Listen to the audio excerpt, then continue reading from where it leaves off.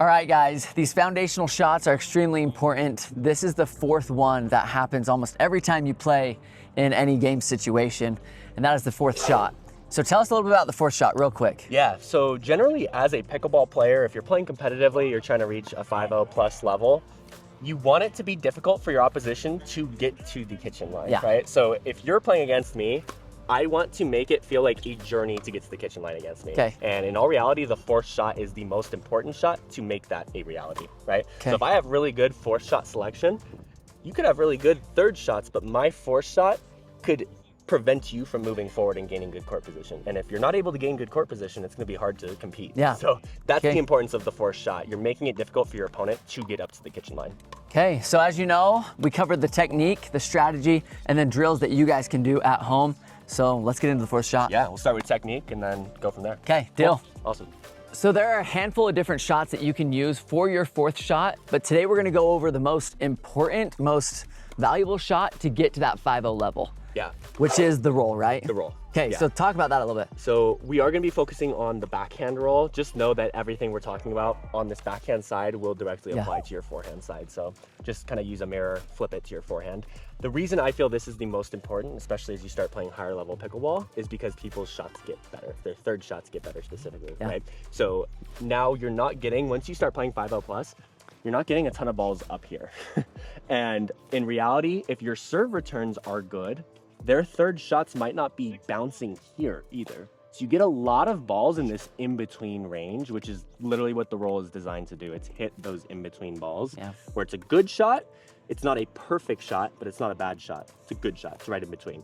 That roll, think of it as that in-between shot where it's super versatile. You can attack from below the height of the net. And most importantly, it has topspin, so it's going to keep your opponent back.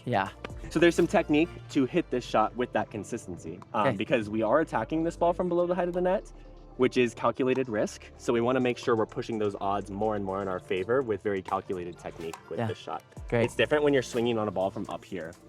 You can kind of swing away. There's not a lot of calculated risk from up here. Pouncing on that, right? So I don't feel there's a ton of value in deep diving up here because you just need to punch through the ball.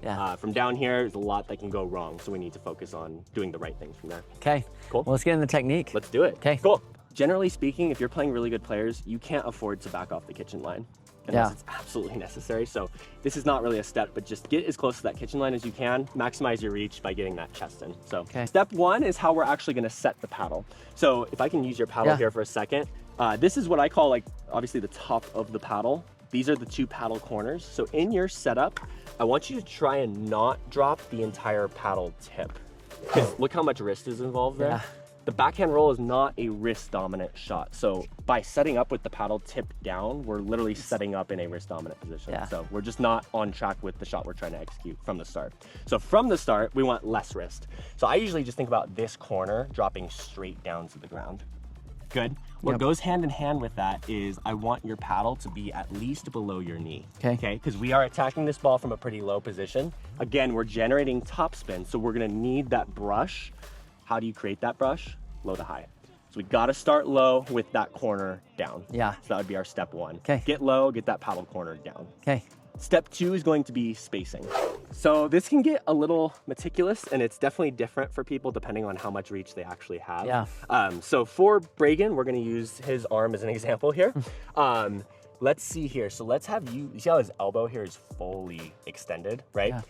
That's gonna be kind of the maximum you would want to roll from. If you start to feel your elbow extend and your back kind of break forward, you're probably reaching too much. You probably shouldn't be rolling that ball. So if you're just feeling your elbow get fully out, that's okay.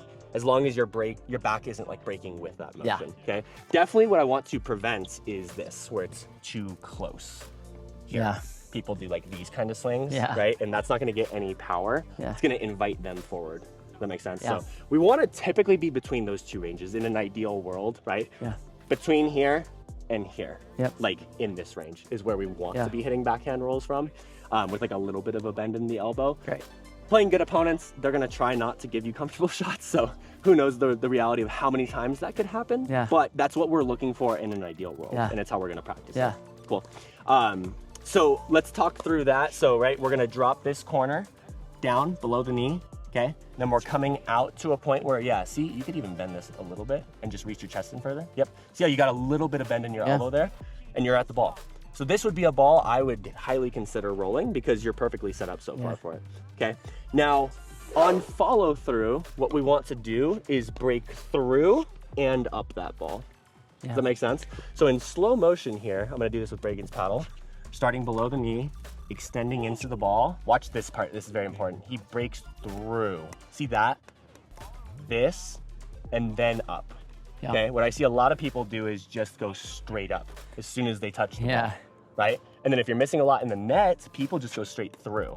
And that's a punch, so that's not gonna lift over the net. So you need to just break through that ball, then come up. Gotcha. Does that make sense? So it's balancing extension with lift. Makes sense. Cool. Okay, great. Okay, so let's get set up here. Drop that corner down. Ready? Let's do it. That's pretty good. Really good finish. Under. I saw your paddle break through the ball and then you came up there. Okay. Perfect ball. Yep. Okay.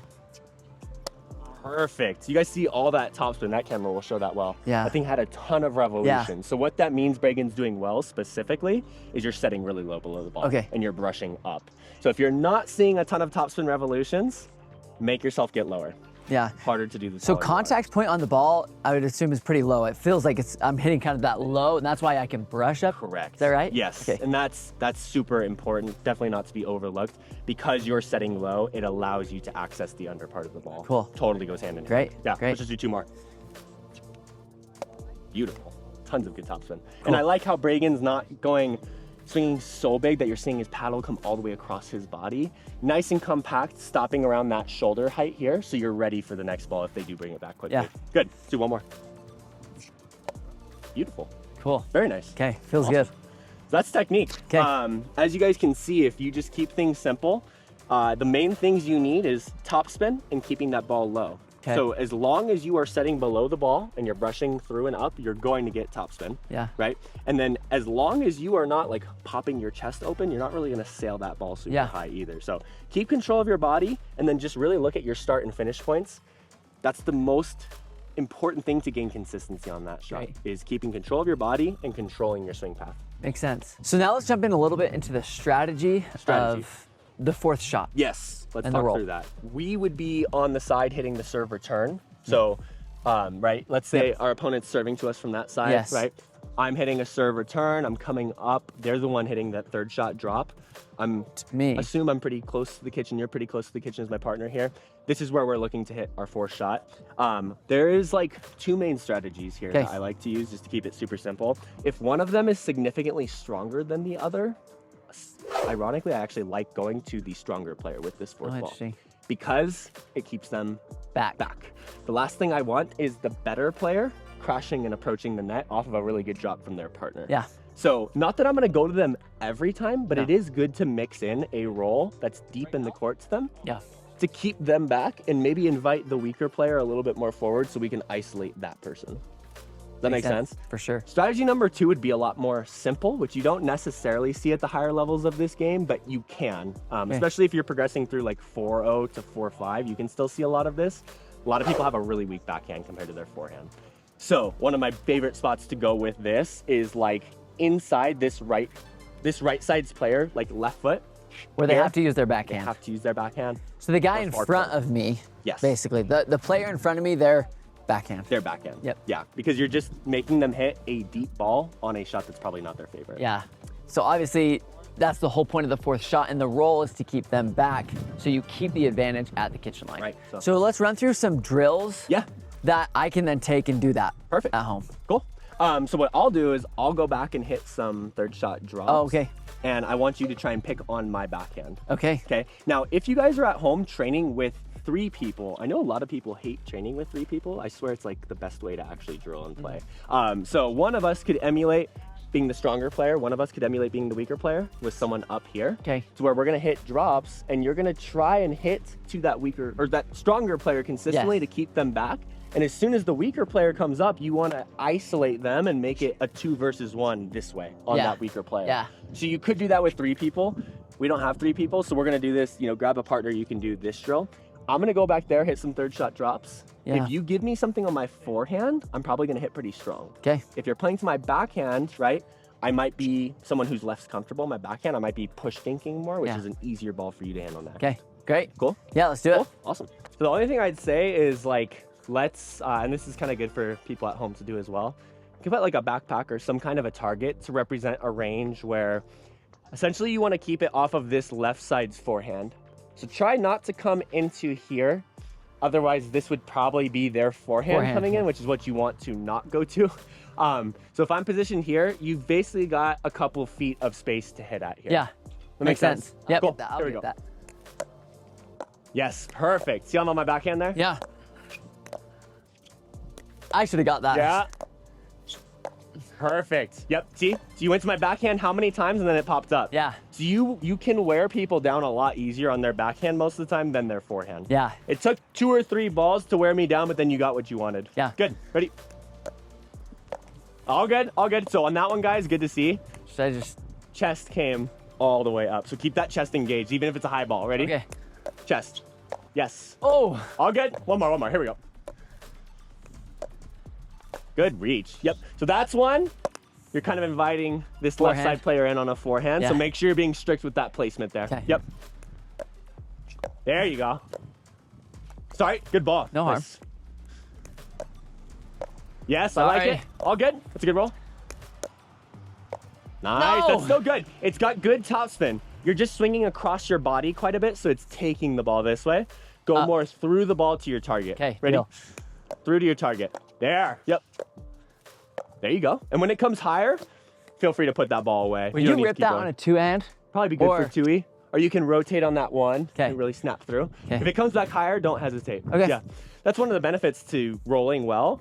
You typically get a higher ball coming back. So yeah, go ahead and smack that ball. Great. Nice. Nice. Perfect. So where you can get better is how many more times can you hit the same spot? Yeah.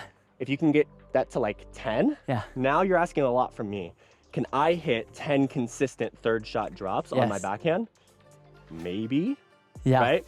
You're starting to make it harder for me to survive in this game. Yeah. But right now I know it's okay, as long as I can stay alive for 2 balls, Bragan's been going to my partner's forehand next. So they're gonna rip that ball. And truthfully, if you think about getting to 5-0, it's really just being consistent at those things, right? A definition of a 4-0 is you have glimpses of 5-0 and you have glimpses of 3-0, right? True. A 5-0 is consistent with these shots, the foundational shots, right? Yeah. So, And when you're connecting with the ball, it looks great. It's just exactly what you're saying. It's having that happen more often. Great. Which is just reps, honestly. Yeah. Comes down to getting out here and like doing these drills with a partner so they Totally. can tell you like, hey, that ball would be my partner's forehand. Yeah. Put something there so you can see it. It's objective, right? Yeah, absolutely. Cool. Awesome. If we haven't stressed this enough, the foundational shots are the most important shots that you can do and be consistent with in getting to 5-0. After talking to pros and pro coaches, this has been stressed more than anything. Everybody likes the flashy shots, but in reality, it comes down to being consistent at the foundational shots you do in every rally, in every game. Yeah, absolutely. And I think it's more fun to practice those flashy shots in all reality and make some highlight reels on your IG and whatnot. But the reality is if you want to play a high level, you have to execute these 4 shots at the absolute highest level. And a lot of this is actually bringing in technique, as you've learned over the past couple videos. Yes. So yeah, if you guys take anything away, like Bragan said, just really dial in the first 4 shots. These balls are happening every point. So it's really worth the investment of your time and watching these videos and then doing those at home or on-court practice drills to hone in the technique for these 4 shots. Yeah, after talking to these coaches and players, it is more important to be great at these shots. You will win more games and you will get to that 5-0 level a lot faster if you're exceptional at these shots. Yeah. So we hope these videos helped you in getting the technique, the strategy, and even drills that you can do to get to the 5-0 level and play better. As always.